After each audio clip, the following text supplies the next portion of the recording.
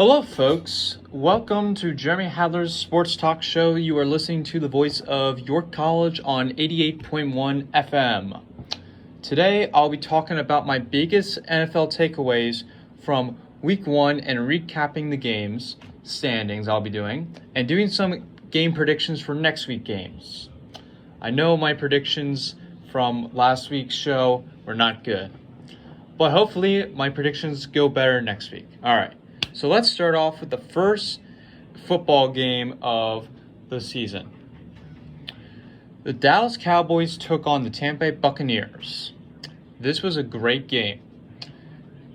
The Dak Prescott, he was amazing in his first game back in his debut. He went over 403 passing yards, 3 touchdowns, 1 interception, had a QBR of 74.3, pass rating of 101.4. Amazing.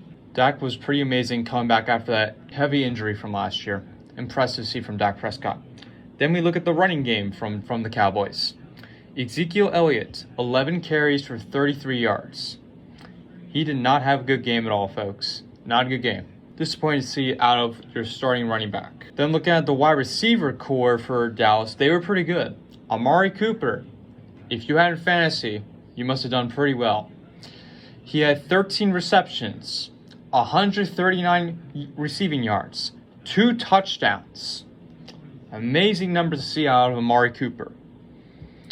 Then CeeDee Lamb, I had him in fantasy football. He did well for me. He had 7 receptions for 104 receiving yards, and he had a touchdown. He was targeted 15 times, but he only caught it 7 times. So he's got to do a little better catching on that, but he had a pretty good game. What else? Yeah, that's pretty much it for the receiving core for Dallas. Let's look at the Buccaneers stats side. Tom Brady had 379 passing yards, 4 touchdowns, and 2 interceptions with a QBR of 65.3 and a pass rating of 97.0. 97, folks.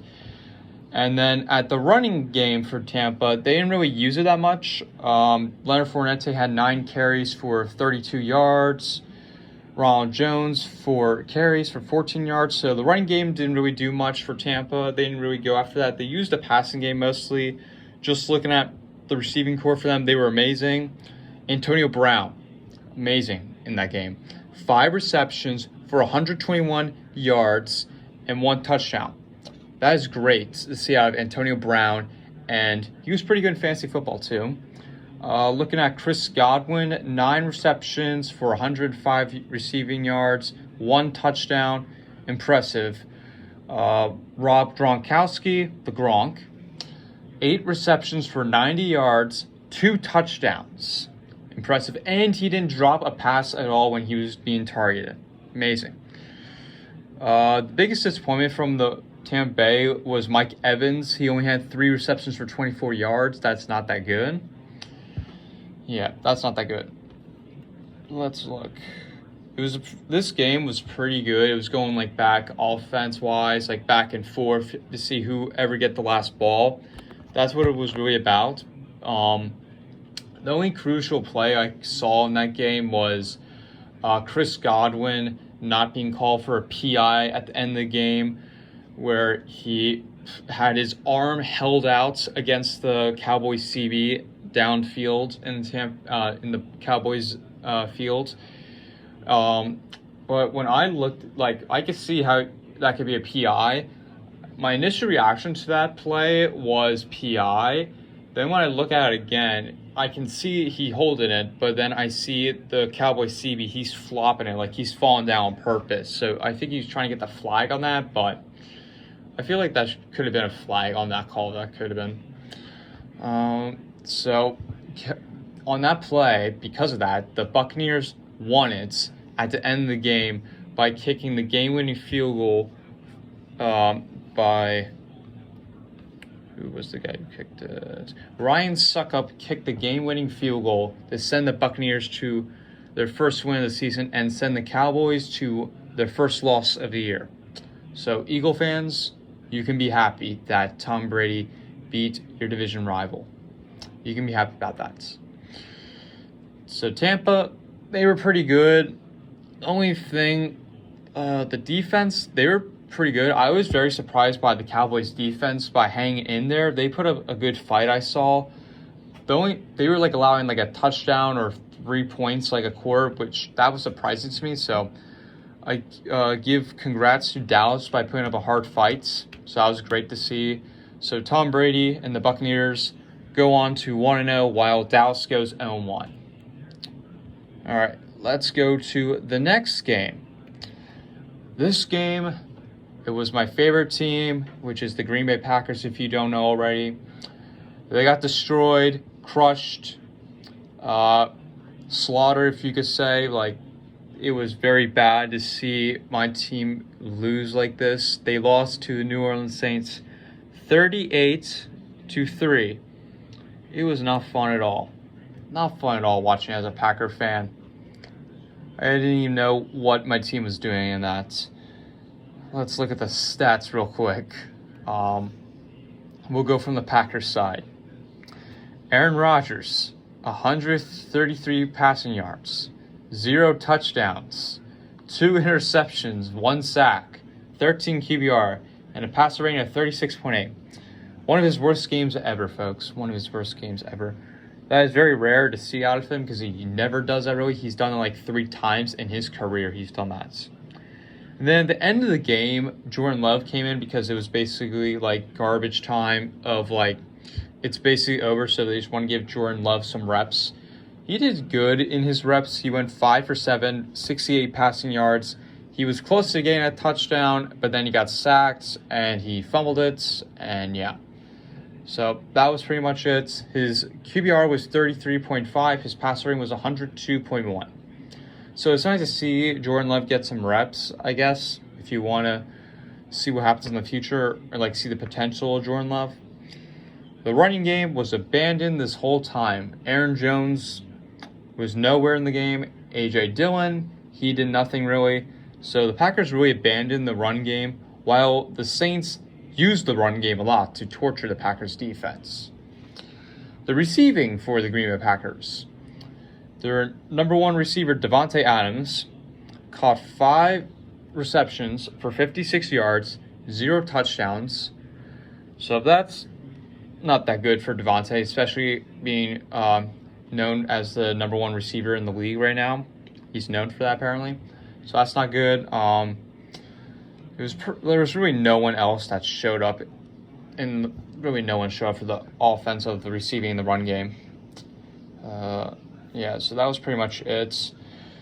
Let's go to the Saints side. Jameis Winston, he set an NFL record. 5 touchdowns, 0 interceptions, 148 passing yards. He's the first quarterback to do that since, I believe, 1948, I think it was, to throw 5 touchdowns and not go over 200 yards. That's pretty impressive to see out of Jameis Winston. So I feel like Jameis Winston and Aaron Rodgers switched bodies that day, I think. I don't know, but I feel like that's like just like normally I see it like that, switching bodies. Alvin Kamara, he had 20 carries for 83 yards. Jameis Winston, he ran a couple times to annoy the Packers defense, and that was really annoying to me. He ran 6 times out of the pockets for 37 yards, so he was averaging about 6.2 rushing yards. The receiving core for the Saints, they were okay going into this game. It was really the run game I kept seeing, but the good receiving end was Deontay Harris for 2 receptions for 72 yards, and he got a touchdown out of that. Then Juwan Johnson, 3 receptions for 21 yards, and he had 2 touchdowns. So, impressive to see the Saints doing very well, despite losing their Hall of Fame QB last year, Drew Brees. He works on NBC. It was pretty impressive to see Jameis Winston and the Saints. So, you know how good a coach Sean Payton is doing, and it's pretty impressive to see how the Saints are still holding together even after going to play in different stadium, after Hurricane Ida, and playing Jacksonville. It's impressive to see. So I give props to the Saints. Give props to them for doing very well. My team, you better wake up. Especially for Monday night's game, you better wake up. I like to see you guys wake up. Come on. You know how to win games. You know better. All right. But really, Packers, they were getting destroyed in the pockets. Rodgers threw dumb interceptions. He was not himself.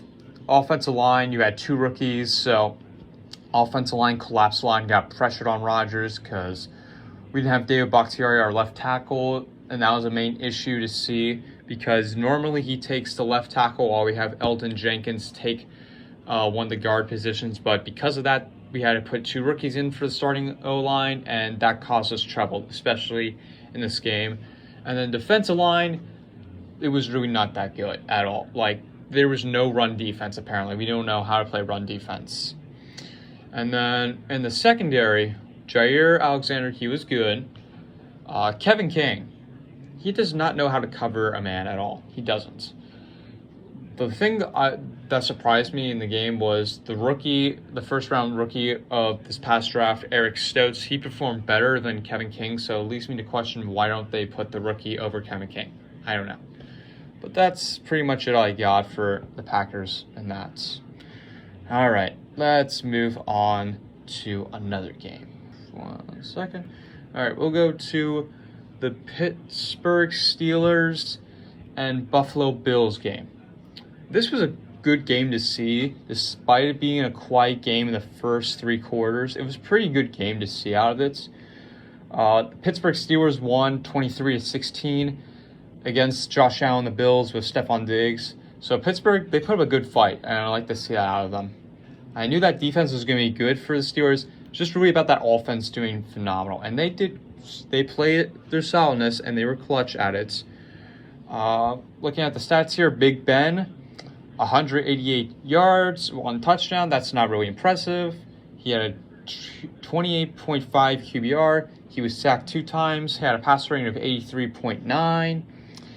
Not that impressive. But he had his receiving game. I'll get to that in a minute. The running game. The rookie Najee Harris he had 16 carries for 45 yards. So if you like to see out of Najee Harris, the fantasy rookie running back, apparently, he's supposed to be good, but he didn't get that much yards that he was supposed to get. So that's interesting. The receiving game for the Pittsburgh Steelers, Juju Smith-Schuster, 4 receptions for 52 yards. Impressive. Well, it was 13 yards, but it's like okay stats. It's not like great, but it's just like okay-ish. Chase Claypool, 3 receptions for 45 yards. Juju and Chase both had 0 touchdowns. Deontay Johnson, he had 5 receptions for 36 yards, and he had an amazing touchdown catch in the end zone. So that was pretty amazing to see out of him. So that's pretty much for the Pittsburgh Steelers receiving. The passing for Josh Allen, 270 yards, impressive. 1 touchdown. That's not that impressive. I like to see. Usually we would see Josh Allen put up 3 touchdowns a game, but he didn't. So that's a shocker to me. He was sacked 3 times. So that wasn't good either. He had a 40.7 QBR and a pass rating of 79.7. So that's not that good either. The running game for the Buffalo Bills, 11 carries, 7 for Devin Singletary. He had 11 carries and 72 rushing yards. That's good, I would say, for the Buffalo Bills because they aren't that good with the running game, but that was good for them. Then the receiving game, Josh Allen, he also ran get some couple yards when they needed him to. He had 9 runs for 44 yards, so that's good for Josh Allen. The receiving game for the Buffalo Bills, Stephon Diggs, 9 receptions for 69 yards. I would say that's okay, especially for receiving, but you usually want to see him get the touchdowns, and that's what I didn't like about Stephon Diggs. Cole Beasley, he had 8 receptions for 60 yards and 0 touchdowns. So Cole Beasley, he did have the same as Stephon Diggs. The only touchdown was it? I had it. Touchdown for, like, the Bills really was, it was Gabriel Davis in the end zone for a 3-yard touchdown catch. But the thing that, like, struck me in this game was Buffalo had it, and then they blew it in the fourth quarter. They were leading at 10-6 going into the fourth quarter, and then Pittsburgh just woke up in the fourth quarter, apparently, and they just wanted to win, apparently. Like, they put up 17 points in the fourth quarter. The Bills' defense, you cannot do that, especially in the fourth quarter when you're trying to close out the ball game and you want to win. So, Pittsburgh Steelers, they played out hard. Bills, they basically choked it and blew it. They had their chance, and they just didn't perform at the expectation that we would have seen them win the game. So that wasn't impressive. All right, moving on to another game we have is the Carolina Panthers and the New York Jets. The Carolina Panthers won this 19-14. This was basically the Sam Darnold revenge game, and Sam Darnold got his revenge. The thing that stuck out to me in this game really was the Panthers' defense. They were pretty good. They kept getting a bunch of sacks on Zach Wilson. Sam Darnold played good. Christian McCaffrey played him great in his first game back from last year, so that was good to see. But, like, the Panthers, they shut out the Jets the first 2 quarters, and then they allowed a touchdown in the third quarter and 2 field goals in the fourth quarter. So that's pretty good to see out of the Panthers defense, which I expected the Panthers defense to be good in that game. Sam Darnold, he was doing very well. He had 279 passing yards. He threw a touchdown. He had a 102 passer rating. His QBR was 47.1. That's not impressive at all. But he didn't have to face that many sacks at all, so that was good. His running game, which was Christian McCaffrey, CMC, he had 21 carries for 98 yards. That's pretty good to see out of him. So he's getting a lot of touches or carries to run. The receiving end, Christian McCaffrey, he was leading it also. 9 receptions for 89 yards, and he didn't drop the ball at all in those when he was targeted. Then coming in second was DJ Moore with 6 receptions for 80 yards. So that's pretty good. The best play of the game really was Sam Darnold throwing it to Robbie Anderson for a 57-yard touchdown in the second quarter. That was a pretty amazing play to see out of Sam Darnold by throwing it deep, and Anderson was wide open in that. So that was pretty impressive to see. So, yeah, that was pretty impressive. Sam Darnold, he finally got it. Zach Wilson, he had his first game for the Jets. His stats for the game, 258 passing yards, 2 touchdowns for passing, 1 interception. I'm not surprised by the interception. He had a 28.7 QBR and an 82.9 passer rating.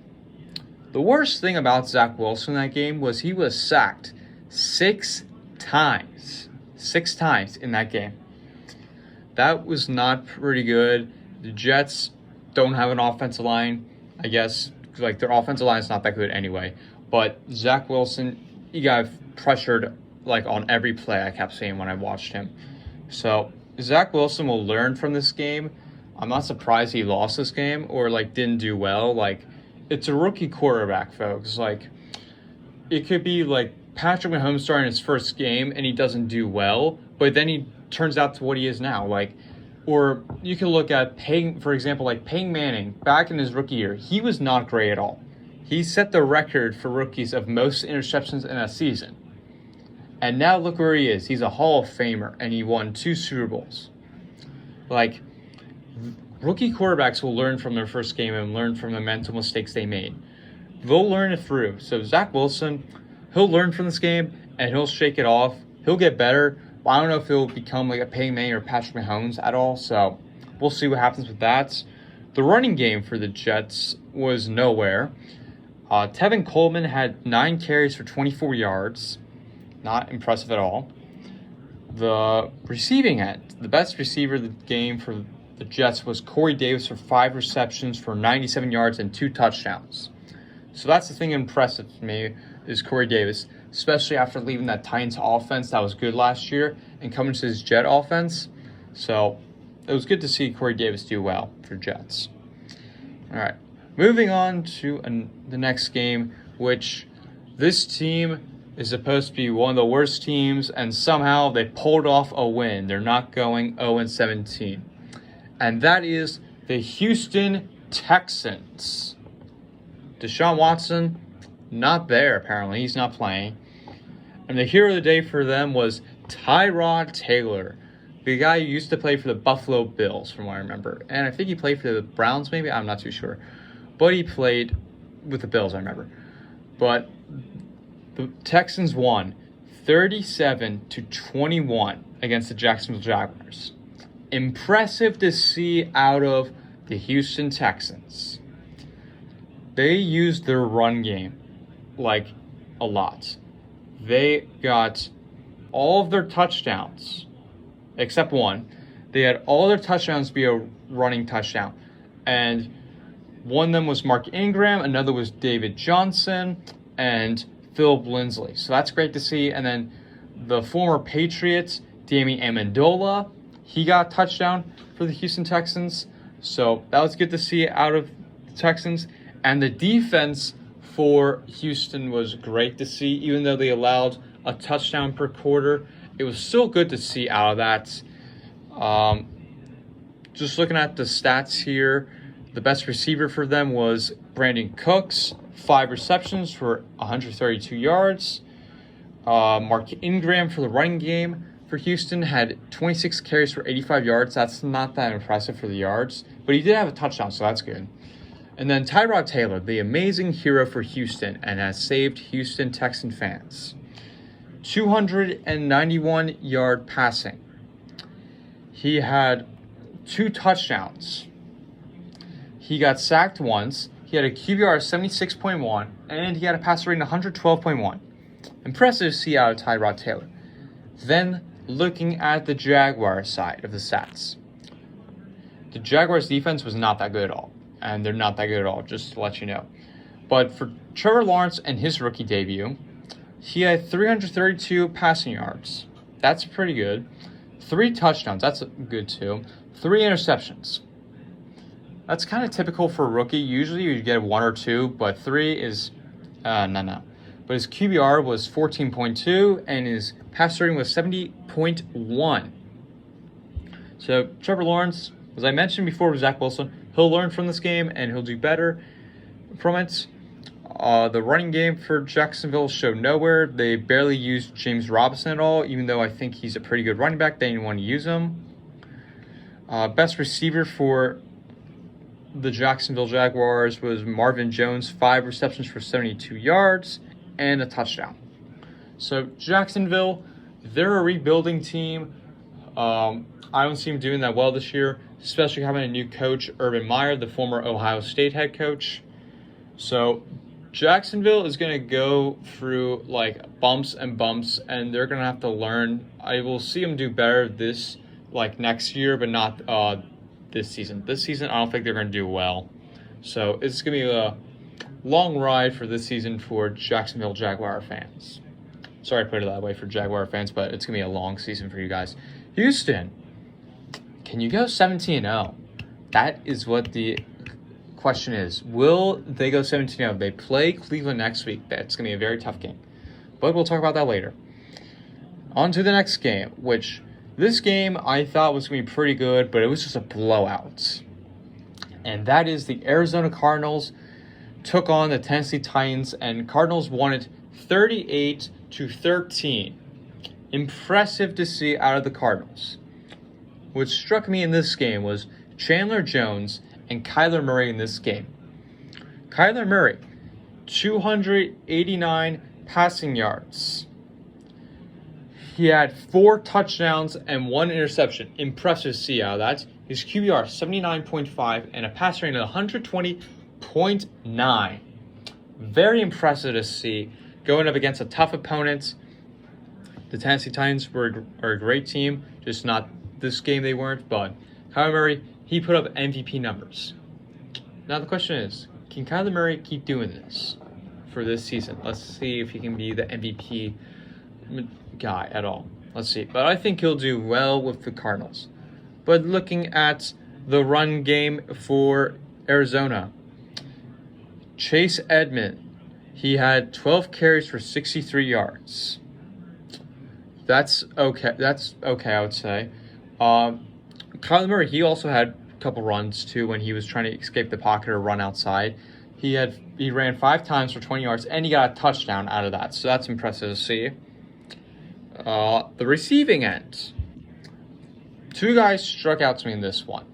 DeAndre Hopkins, the guy who can catch anything. He's amazing with his hands.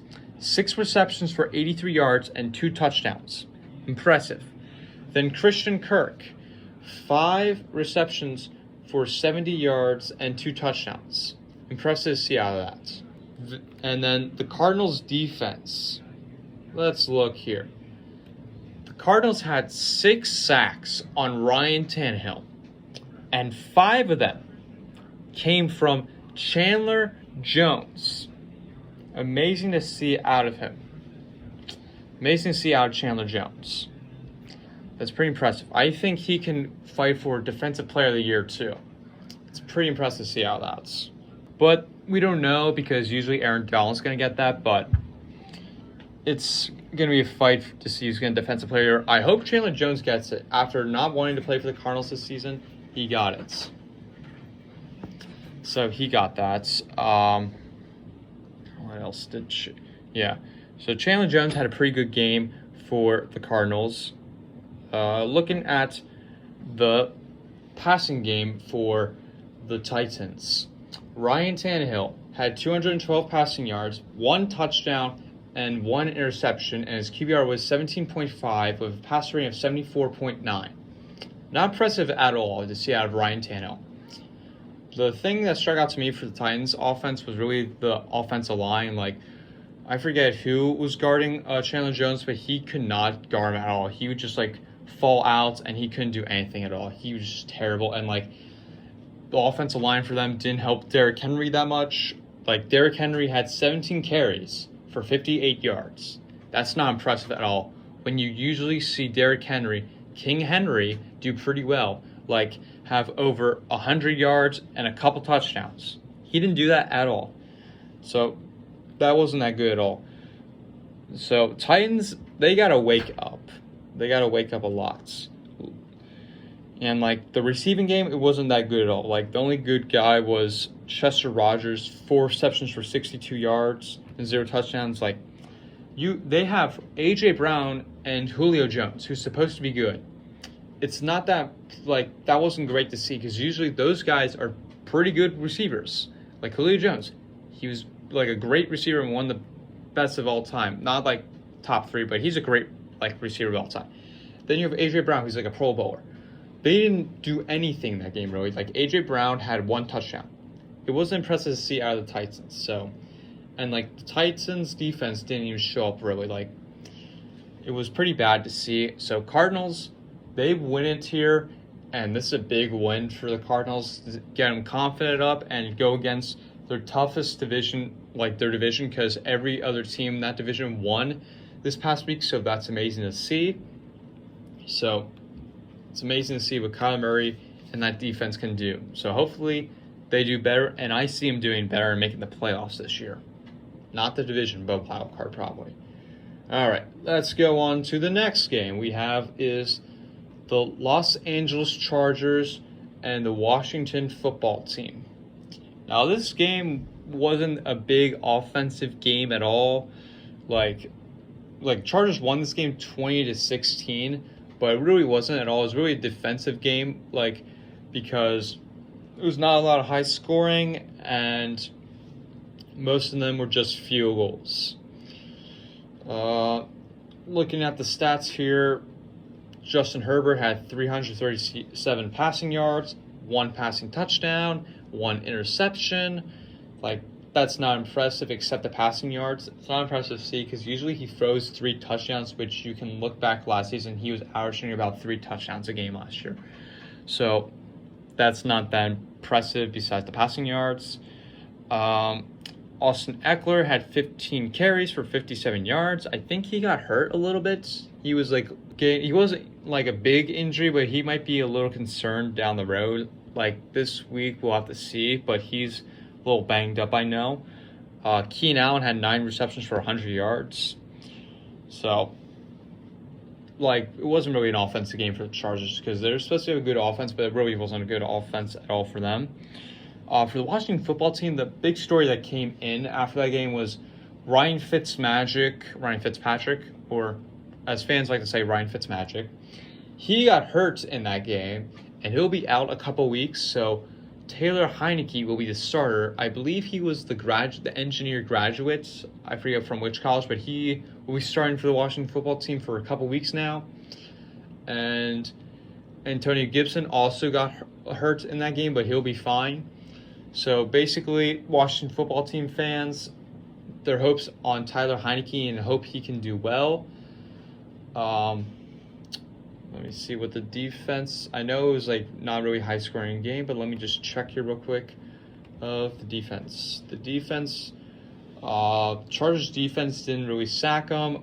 Yeah, Chargers defense was like 3 and outs against the Washington football team. Washington football team had like 2 sacks on Herbert, so it wasn't really a good like offensive game if you want to see it from an offensive perspective, but defense, it was a good defensive game to see because it was like a tough battle, it was like a chess match. But yeah, Chargers take it here 20-16. So Chargers move on, and Washington football team plummets down to be about last place for the NFC East division.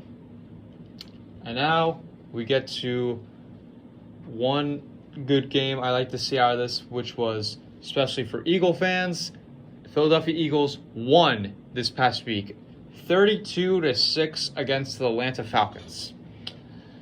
The man that stuck out to me in this game was Jalen Hurts. Jalen Hurts. He did pretty well in this game.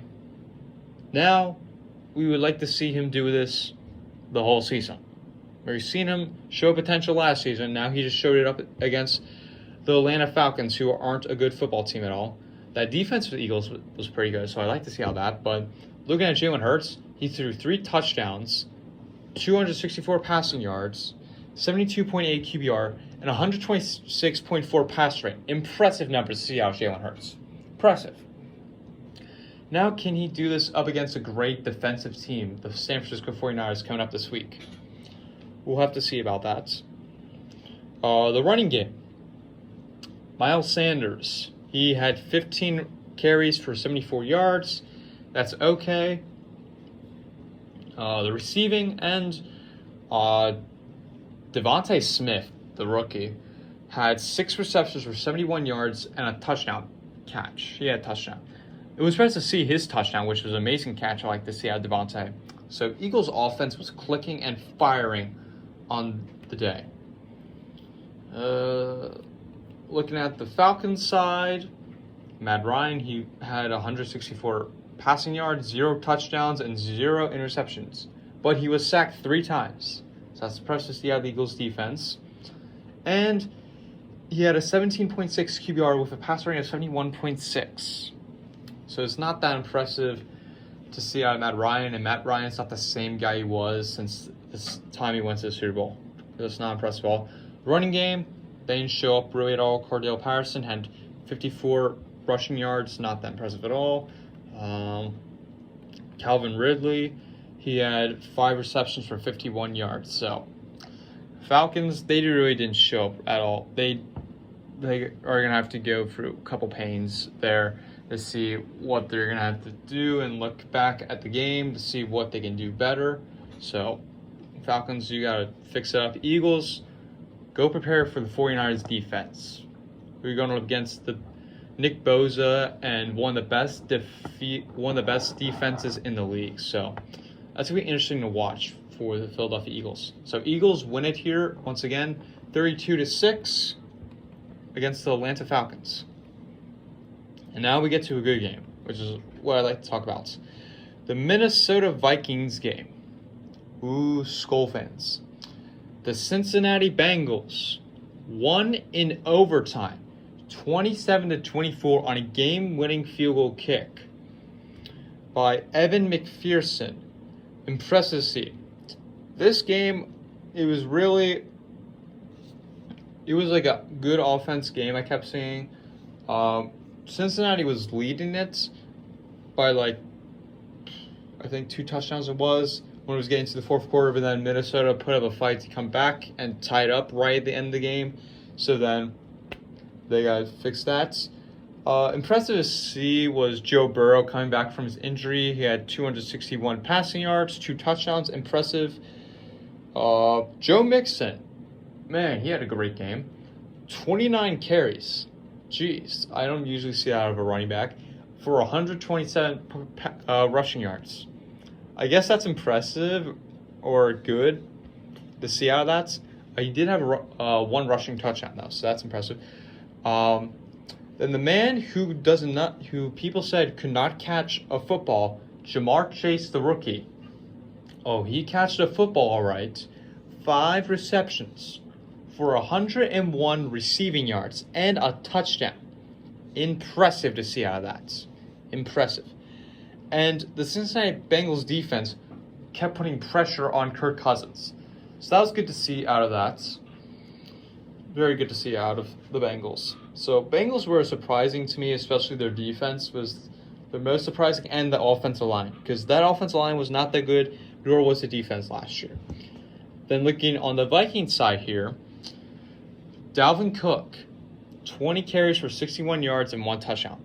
That's not that impressive for rushing yards and touchdowns, really, because usually he gets a lot more, like 100. He gets double the amount of that. So that's not impressive to see. The good thing I saw was Kirk Cousins throwing 351 passing yards for 2 touchdowns, and Adam Thielen. Impressive to see out of this man. 9 receptions for 92 yards and 2 touchdowns. Very impressive to see out of Adam Thielen. Very impressive. But this game was pretty good to watch, to see the Bengals beat Minnesota Vikings 27-24. So impressive game to watch out of that, especially to watch Joe Burrow and Ja'Marr Chase if anyone wants to watch him catch a football. So impressive. All right, now we move on to the San Francisco 49ers game.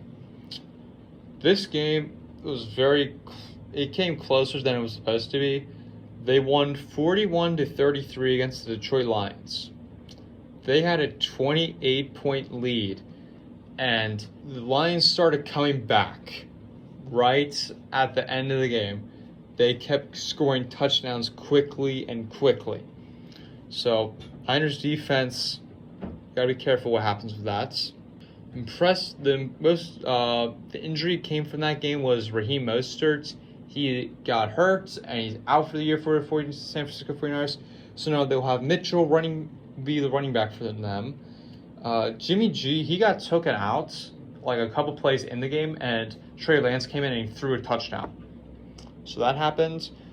So Garoppolo, he had 314 passing yards and 1 touchdown. Mitchell, for the running game, he had 104 rushing yards for 1 touchdown. That's impressive. The most impressive thing I saw from that game was Deebo Samuel. 9 receptions for 189 receiving yards with 1 touchdown. Very impressive to see out of that. On the Lions side, Jared Goff surprised me a lot. He had 338 passing yards, 3 touchdowns, and 1 interception. That's very impressive to see out of Jared Goff.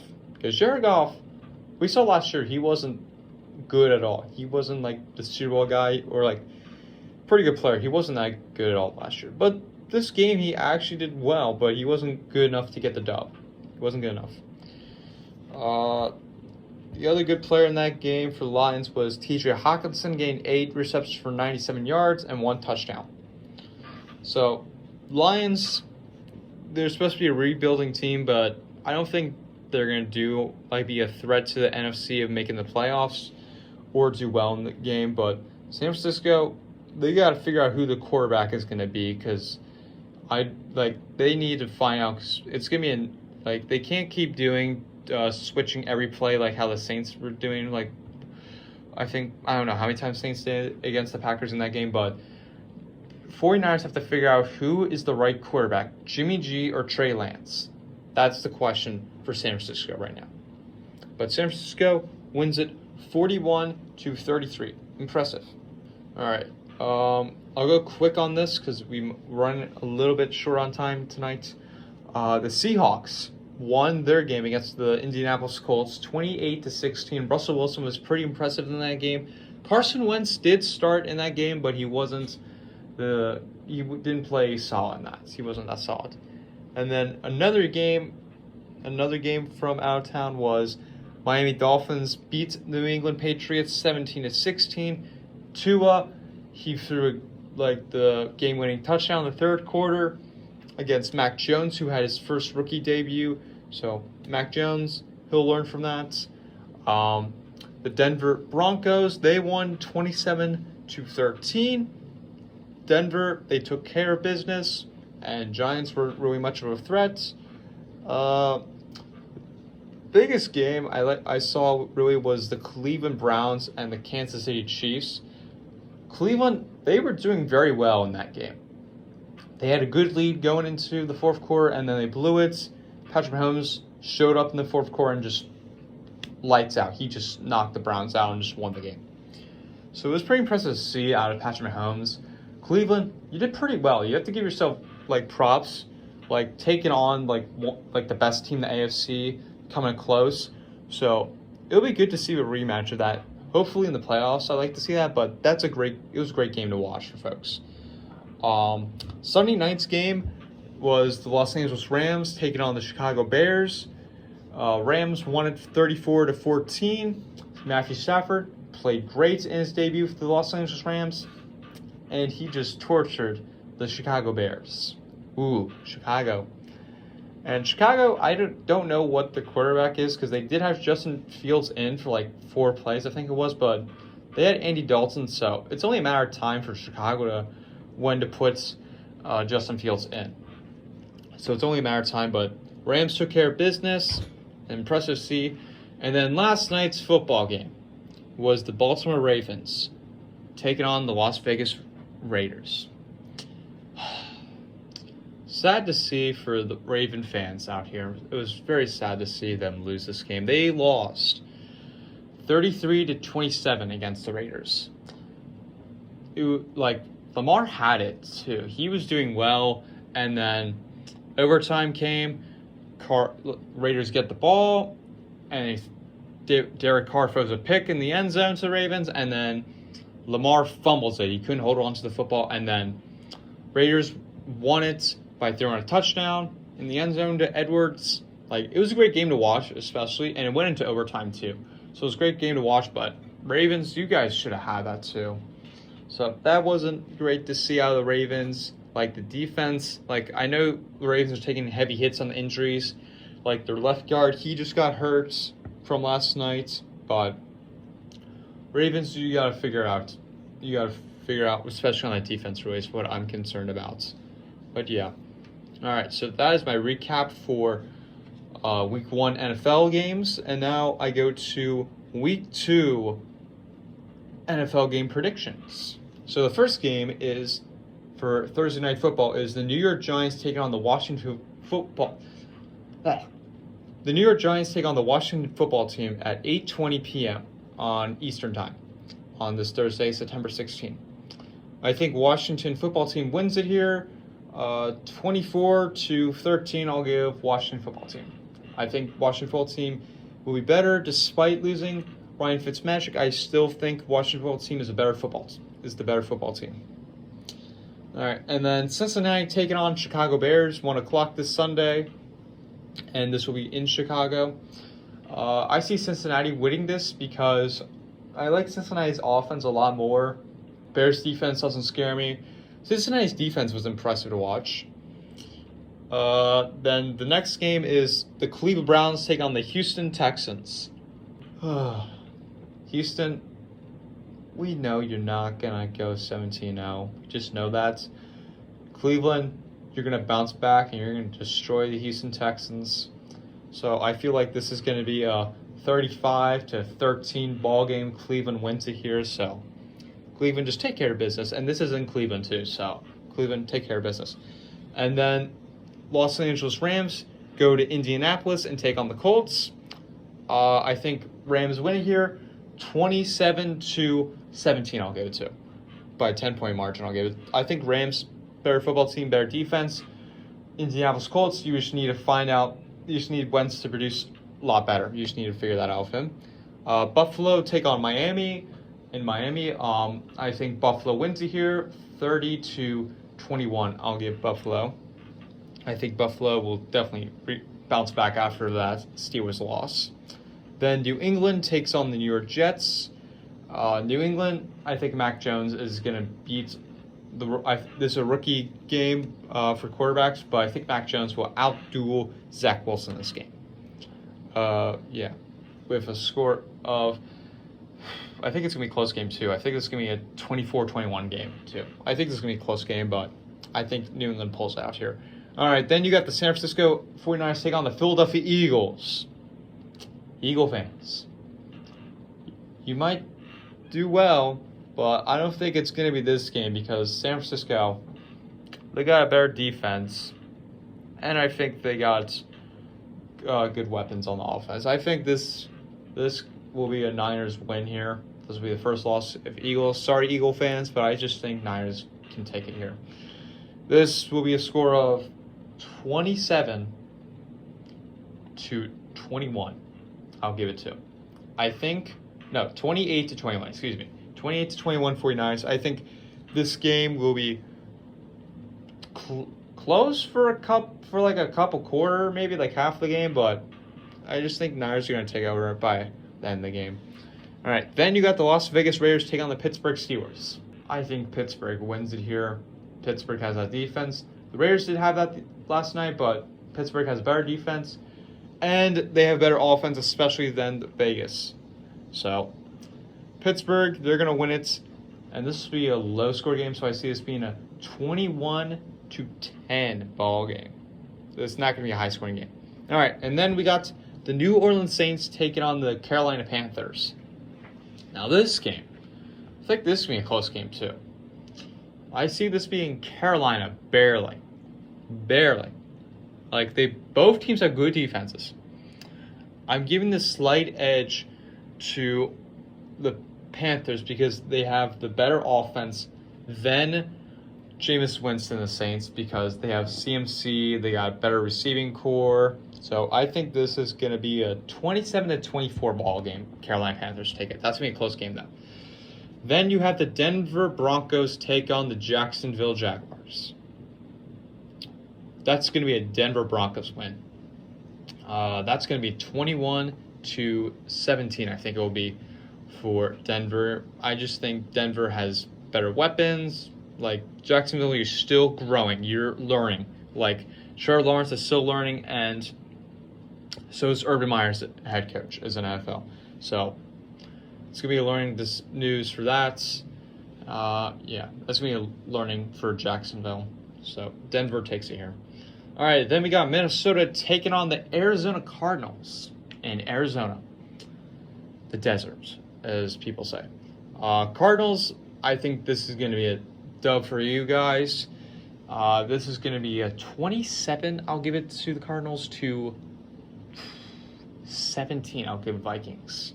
I just think Cardinals defense and Kyler Murray, they're going to do well. And a special person to watch out for the Cardinals is Chandler Jones. I want to keep him out for watch him on that defense. Let's see what he does against Kirk Cousins. So that's going to be a good matchup to watch. All right, and then Atlanta Falcons take on Tampa Bay Buccaneers. That's Tampa Bay easily. 30-10,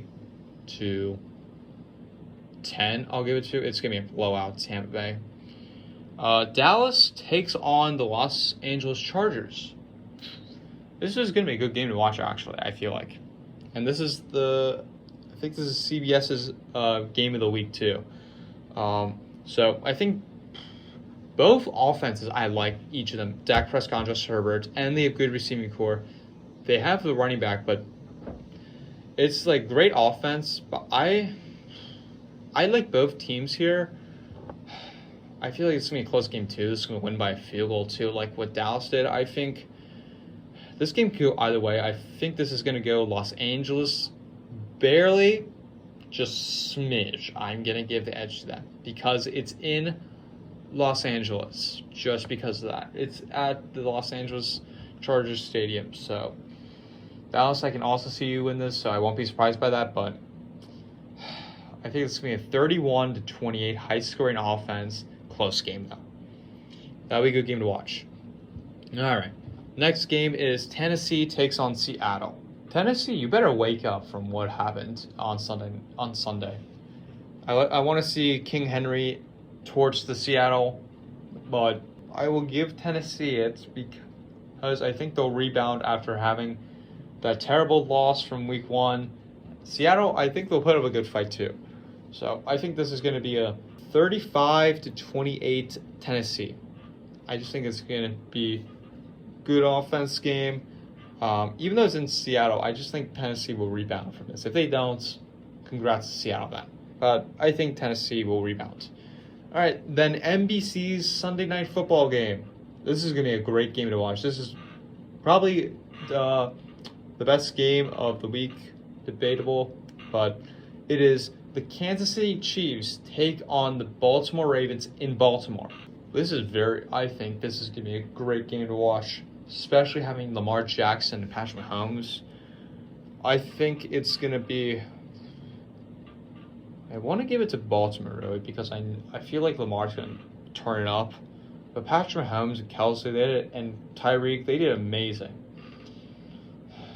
I want to give it to the Baltimore, but I'm just not going to give it here.